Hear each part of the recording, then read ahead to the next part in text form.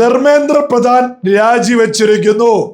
ഈ ചടുലമായ നരേന്ദ്രമോദി സർക്കാരിന്റെ നീക്കത്തിന്റെ റിസൾട്ട് എന്താണ് എന്നുള്ളത് രാജ്യത്തെ പ്രതിപക്ഷ പാർട്ടികൾക്ക് മനസ്സിലാവണമെങ്കിൽ ഏറ്റവും ചുരുങ്ങിയത് 2029 മോദി സർക്കാർ തന്നെ അധികാരത്തിൽ എത്തേണ്ടി വരും.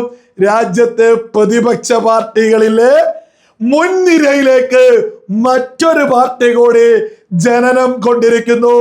പ്രതിപക്ഷ പാർട്ടികൾ വീണ്ടും കണ്ടം തുണ്ടമായിട്ട് തന്നെ ചിതറിക്കൊണ്ടിരിക്കുന്നു. ഇതൊക്കെ മനസ്സിലാവണമെങ്കിൽ ലേശം തിരിച്ചറിവ് ഈ കോൺഗ്രസിനെയും CPM-കാർക്കും മുസ്ലിം ലീഗുകാർക്കൊക്കെ വേണമെന്നുള്ളതാണ് മറ്റൊരു യാഥാർത്ഥ്യം. അല്ല, ഈ ശ്രീലങ്കയും നേപ്പാളും ബംഗ്ലാദേശൊക്കെ ആവർത്തിക്കാൻ പോകുന്ന ആളുകളൊക്കെ ഇനി എന്ത് ചെയ്യും മല്ലയ്യ?